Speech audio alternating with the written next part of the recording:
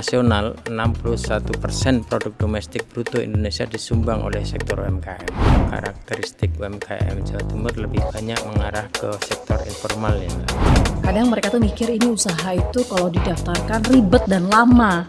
Ya, izin usaha ini adalah hal yang sangat penting supaya pelaku usaha bisa merasakan berbagai manfaat program stimulus ekonomi yang disiapkan pemerintah termasuk pajak 0%. Kata-katanya dalam dan peres susah kayaknya ya, karena ini melibatkan berbagai macam elemen masyarakat, kemudian juga harus ada kolaborasi semua pihak dan kerja keras dari semua pihak di Jawa Timur.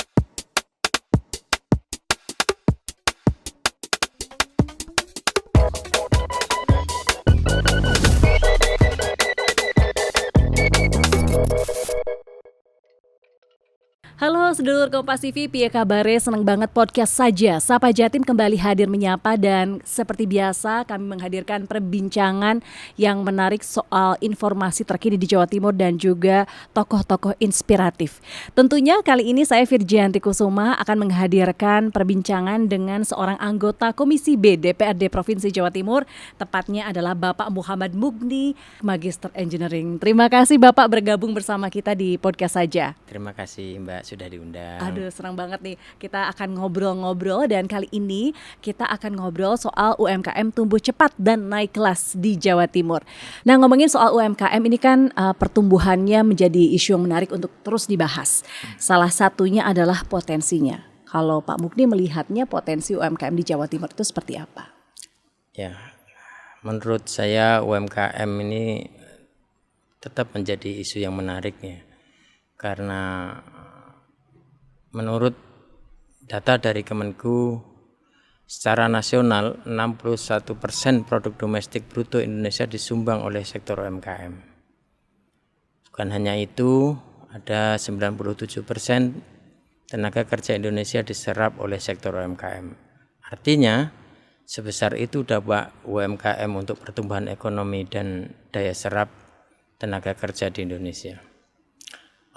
Khusus untuk Jawa Timur sendiri ada 9,7 juta unit usaha UMKM yang tercatat di Jawa Timur. Komisi B juga sangat menaruh perhatian tentunya kepada pertumbuhan sektor UMKM di Jawa Timur. Tidak hanya memberi masukan dari satu pemasaran dan misi dagang, kami juga mendorong agar UMKM di Jawa Timur lebih adaptif terhadap perkembangan zaman, termasuk teknologi, sehingga juga turut memanfaatkan perkembangan teknologi tidak hanya sebagai alat untuk promosi dan menjangkau pasar yang lebih luas, melainkan juga sebagai literasi digital keuangan. Nah, sebenarnya potensi kekuatan dan karakteristik UMKM di Jawa Timur itu lebih banyak di sektor apa, Pak? Kalau berdasarkan data BPS Jawa Timur, karakteristik UMKM Jawa Timur lebih banyak mengarah ke sektor informal ya Mbak, yang sebagian besar belum memiliki izin ataupun terdaftar secara resmi. Misalnya pedagang kecil atau mikro, pedagang kelontong, PKL, pedagang asongan, lapak-lapak di pasar tradisional. Ini banyak jumlahnya, tapi belum terdata di sistem UMKM. Terus jasa pelayanan sederhana seperti laundry, salon, cuci mobil, cuci motor. Ada juga kerajinan dan industri rumahan seperti makanan home industry, kue kering, keripik, lalu kerajinan anyaman, souvenir dan lain sebagainya. Di sektor pertanian dan perikanan dalam skala kecil seperti budidaya lele, budidaya ayam kampung,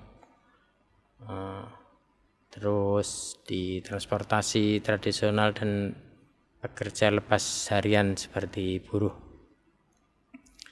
Sektor informal ini banyak sekali di Jawa Timur. Salah satu kendalanya selain belum memiliki izin, mereka juga memiliki keterbatasan akses terhadap permodalan.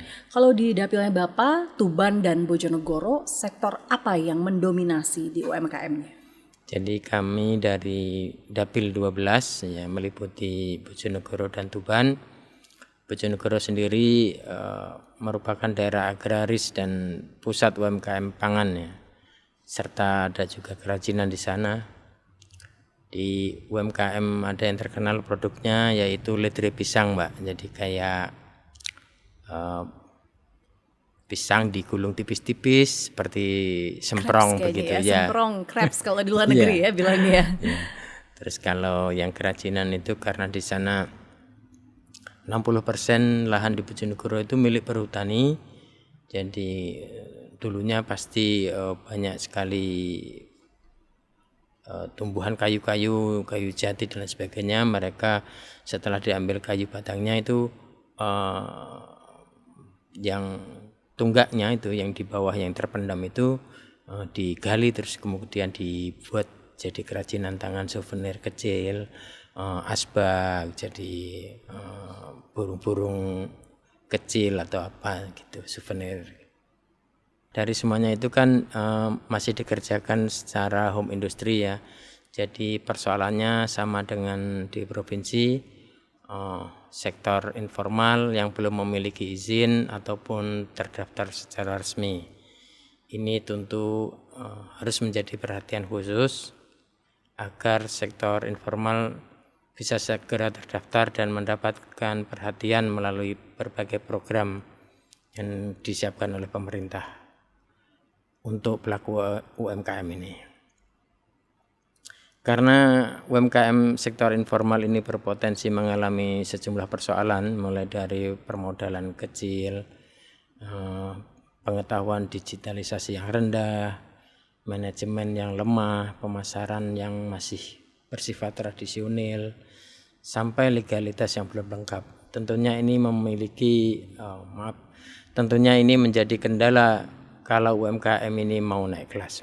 Nah, berbicara mengenai kendala, ini kan banyak UMKM yang belum mendaftarkan usahanya. Iya, betul. Sebenarnya apa kendalanya sehingga mereka tidak langsung mendaftarkan usaha? Tentu karena kekurangan informasi ya bahwa NIB ini sebenarnya bermanfaat untuk mereka sendiri. Dipikirnya itu mereka mengurusnya akan bolak-balik terus dari satu pintu birokrasi ke birokrasi yang lain. Padahal tidak demikian. Mereka cukup dengan HP, dengan laptop bisa mendaftar secara online dan waktunya pun relatif cepat ya. Paling 10 menit sudah selesai. Terus ada ketakutan lagi misalnya kalau sudah terdaftar mereka nanti akan menjadi objek pajak gitu Mbak, yang mereka menjadikan kendala kalau saya berbicara dengan pelaku UMKM di Bojonegoro dan Tuban itu. Kemudian solusi apa kira-kira yang ditawarkan untuk mengatasi persoalan supaya UMKM ini dari sektor informal bisa terdaftar sehingga dapat menjangkau berbagai stimulus yang diberikan oleh pemerintah? Kalau strategi yang bisa dilakukan misalnya dengan sewaktu ada akses sosialisasi akses pemodalan tapi diharuskan punya NIB atau mengikuti suatu pelatihan yang diselenggarakan oleh pemerintah Provinsi Jawa Timur tapi harus melampirkan NIB. Nah, strategi ini mungkin bisa mendorong mereka untuk mau mendaftarkan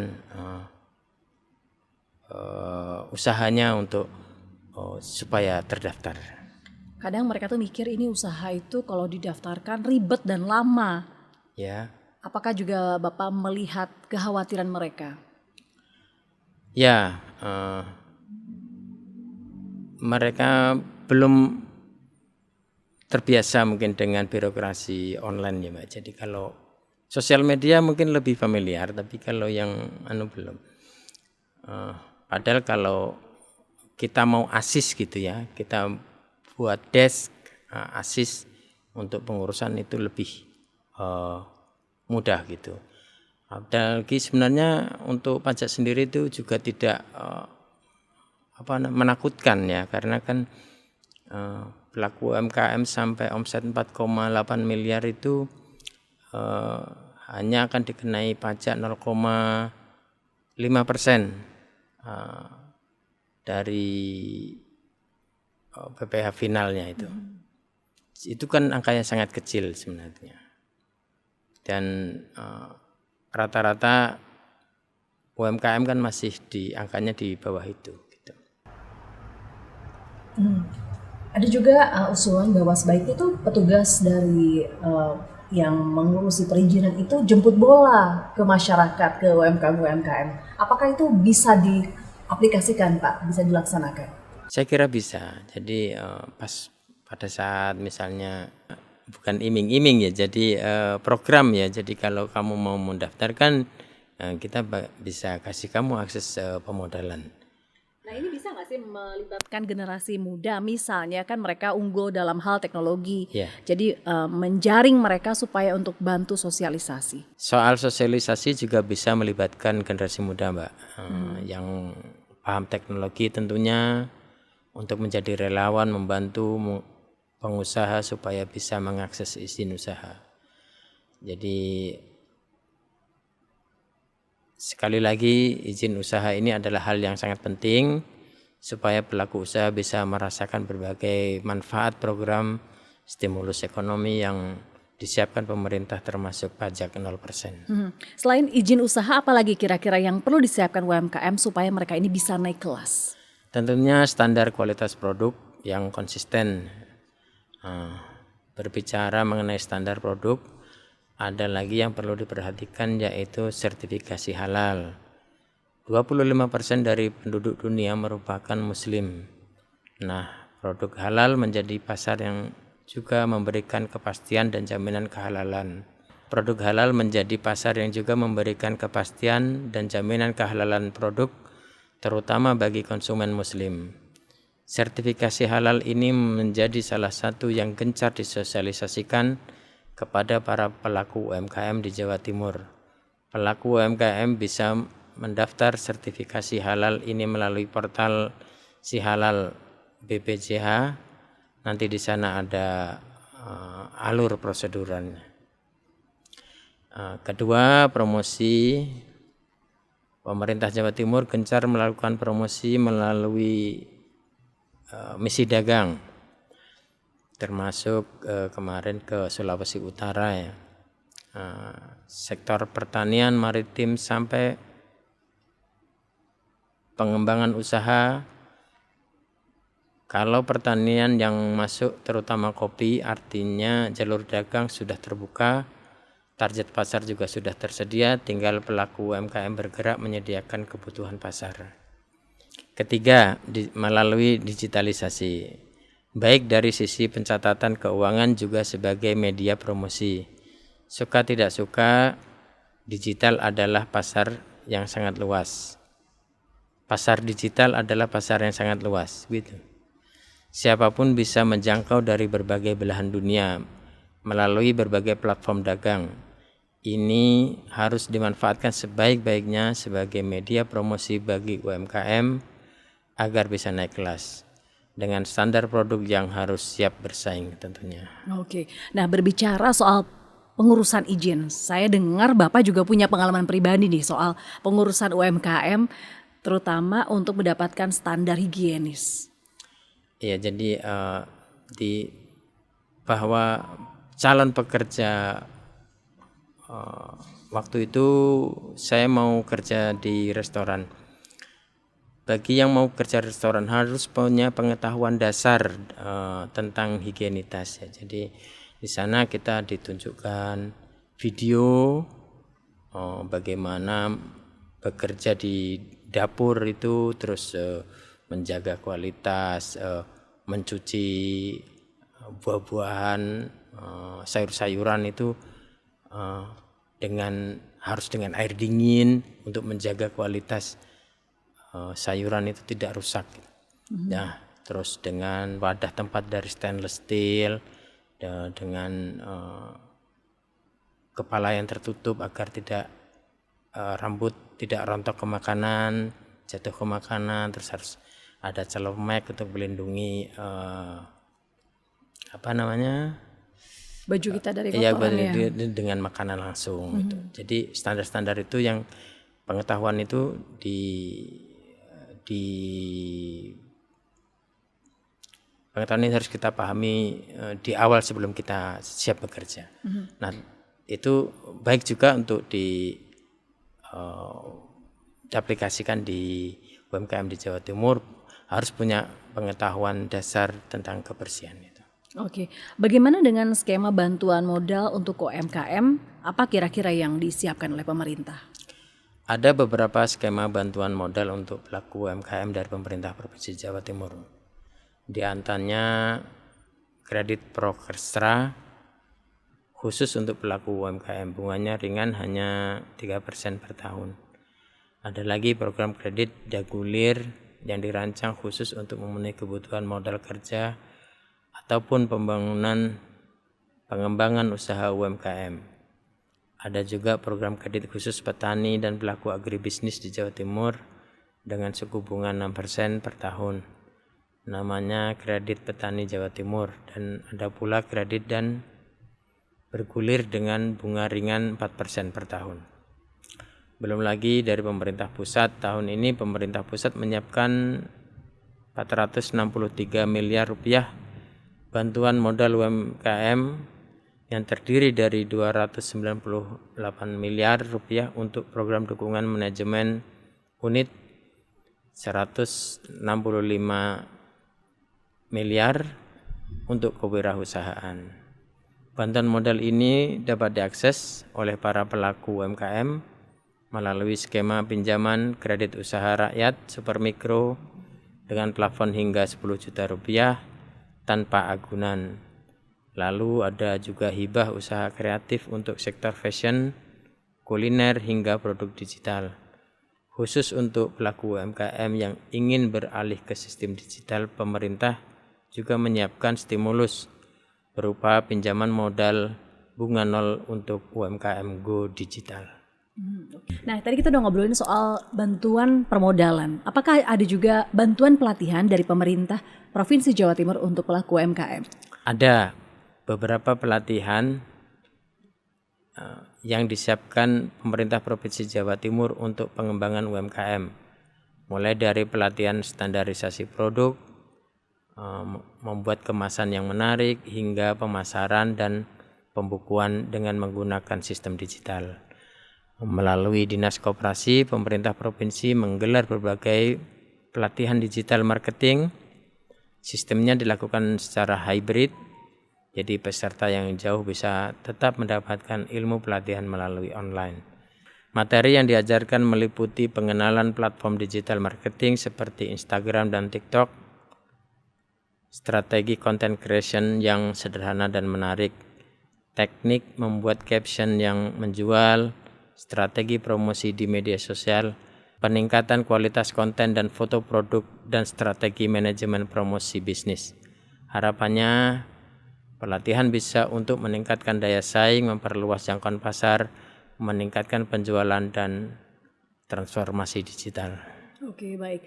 Apakah ada strategi atau juga event yang disiapkan oleh pemerintah Provinsi Jawa Timur supaya produk-produk yang dihasilkan UMKM ini bisa dipasarkan? Festival Ekonomi Syariah yang digelar setiap tahun menjadi salah satu ajang yang disiapkan untuk mempertemukan pelaku UMKM dengan investor. Jadi pemerintah Provinsi Jawa Timur bekerjasama untuk mempertemukan. Tahun ini ada 98 pelaku UMKM dari seluruh wilayah Jawa Timur dengan para investor dari berbagai wilayah baik nasional maupun internasional. Pemprov Jatim juga menyiapkan event reguler Jatim Fest dengan Bank Jatim untuk mewadahi pelaku UMKM dengan para calon investor. Selain itu, pemerintah Provinsi Jawa Timur juga melakukan misi dagang ke berbagai daerah di Indonesia. Untuk mempromosikan produk UMKM di Jawa Timur, dalam beberapa bulan terakhir ada sejumlah tujuan misi dagang seperti ke NTB, Sulawesi Utara. Di sana Gubernur Khofifah Indar Parawansa memasarkan produk hasil pertanian dari Jawa Timur. Selain itu juga berbagai produk kerajinan seperti batik gedok dari Tuban, dan lain-lain. Hal ini cukup efektif karena melibatkan daerah lain untuk berkolaborasi dan memasarkan UMKM Jawa Timur supaya lebih dikenal masyarakat dari luar daerah. Oke, kemudian saya juga ingin tanya bagaimana sebenarnya upaya pemerintah Provinsi Jawa Timur dan juga tim dari DPRD Jawa Timur untuk mendukung UMKM dan kuliner khas Jatim supaya nilai ekonominya itu meningkat. Jadi pemerintah Provinsi Jawa Timur menyiapkan berbagai event untuk tetap melestarikan kuliner tradisional seperti rawon, tahu telur, soto Lamongan, dan lain-lain dihadirkan di festival kuliner tradisional. Jadi kalau biasanya kuliner tradisional itu kan cuma ada di pasar, nah kita bawa ke mall gitu dengan harga yang sedikit lebih mahal, yang biasanya misalnya 20.000 jadi 35.000. Tentu ini akan sudah berdampak langsung ke kenaikan ekonomi. Terus supaya peminat dari pelaku UMKM juga tinggi, harga sewa tenannya bisa lebih hemat supaya tidak membebani juga harga sewa untuk menjadi tenan di mall ini juga mendapatkan harga yang khusus gitu ya. Jadi ini solusi yang baik bagi pengunjung juga untuk UMKM-nya gitu. Oke. Kalau berbicara mengenai upaya yang dilakukan terkait UMKM ini, tentunya kalau misalnya melakukannya hanya satu pihak itu susah untuk berkembang atau berhasil ya. Tentunya butuh kolaborasi dari berbagai macam elemen masyarakat, misalnya komunitas, perguruan tinggi, sektor swasta. Sejauh ini menurut Bapak bagaimana peran mereka? Sejauh ini seluruh pihak yang tadi disebutkan sangat bersinergi, terutama dalam hal pembinaan pelaku UMKM. Perguruan tinggi misalnya Universitas Airlangga Surabaya ini sudah bekerja sama dengan Forum IKM Jawa Timur memberikan pelatihan KRIS, Quick Response Code Indonesia Standard, untuk mendorong UMKM go digital di Bojonegoro Oktober lalu. Sektor swasta, BUMN, BUMD juga aktif dalam memberikan pembinaan kepada pelaku UMKM, baik pembinaan produk sampai strategi pemasaran. Bank Jatim salah satunya yang juga aktif menggelar kegiatan rutin untuk mendukung promosi UMKM di Jawa Timur. Oke, nah kalau misalnya kita melihat tentunya ini kan formulasinya banyak sekali yang Bapak jelaskan ya untuk meningkatkan kualitas mereka supaya bisa manggung bukan hanya di kancah nasional tapi juga internasional. Kalau saya berikan kesempatan untuk Bapak memberikan pesan kepada pelaku UMKM Jawa Timur yang ingin naik kelas, apa kira-kira ingin disampaikan? Pertama, karena yang menjadi perhatian adalah sektor formal, maka diharapkan mulai sekarang pelaku UMKM yang belum terdaftar segera mendaftarkan diri dan bisa menikmati benefit yang disiapkan oleh pemerintah Jawa Timur melalui pelatihan, akses pemodalan, dan pajak 0%. Kedua, pelaku UMKM memang harus mulai beradaptasi dengan teknologi digital. Seperti sistem pembayaran digital, promosi melalui media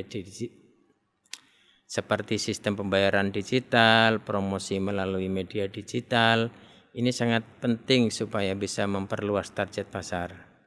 Ketiga, manfaatkan program promosi pemerintah dan pelatihan dengan sebaik-baiknya. Dan terakhir, buat produk dengan standar kualitas produk yang konsisten. UMKM akan selalu menjadi perhatian pemerintah baik daerah maupun pusat karena potensi putaran ekonomi yang sangat besar. Bisa dibilang UMKM adalah tulang punggung perekonomian.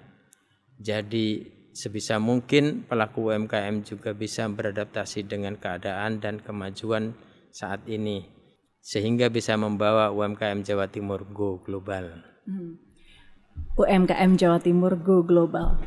Ini kata-katanya dalam dan PR susah kayaknya ya, karena ini melibatkan berbagai macam elemen masyarakat, kemudian juga harus ada kolaborasi semua pihak dan kerja keras dari semua pihak di Jawa Timur ya. Iya, tentunya. Tapi mudah-mudahan apa yang sudah Bapak sampaikan ini bisa bermanfaat untuk masyarakat. Jadi ternyata formulasinya ada nih untuk meningkatkan UMKM supaya bisa berdaya saing, bukan hanya di kancah nasional tapi juga di kancah dunia, go global tadi. Ya, Kalau melihat UMKM Jatim 5 tahun ke depan, apa kira-kira catatan dan harapan Bapak? harapan saya 5 tahun ke depan banyak UMKM Jawa Timur yang naik kelas tentunya, semakin besar produksinya, semakin luas jangkauan pasarnya, semakin memenuhi standar produk-produknya. Untuk itu dimulai dari sekarang, semua keperluan untuk menunjang itu harus dipersiapkan, mulai dari perizinan, mulai dari pengenalan pemasaran secara digital, mengenai pemikiran atau angan-angan untuk penambahan kapasitas produksi. Jadi memang kedepannya kapasitas produksi mau tidak mau semakin besar usahanya juga kapasitasnya harus ditingkatkan begitu ya? Iya betul, Mbak. Oke, baik ya. Kalau misalnya ada yang ingin ditambahkan, apa kira-kira Pak? Tentunya dengan semakin banyaknya UMKM yang naik kelas ini, pemerintah Provinsi Jawa Timur tentunya juga akan semakin senang ya, karena semakin banyak warganya yang sukses, semakin pemerintahnya akan senang, begitu. Akan lebih maju lagi. Iya, baik. betul. Terima kasih Bapak sudah berbicara banyak soal UMKM. Mudah-mudahan seperti yang kita obrolin dari awal, dengan obrolan kita ini bisa membuka mata banyak orang bahwa UMKM Jatim ini bisa tumbuh cepat dan naik kelas kalau formulasinya juga tepat gitu ya. Tapi sekaligus PR-nya juga banyak ya. Iya. Terima kasih Bapak Muhammad Mukdi. Semoga informasi yang sudah disampaikan bisa juga sampai ke masyarakat. Ada lagi yang ingin disampaikan Pak? Sudah cukup, Mbak. Terima sudah kasih juga cukup. sudah diundang.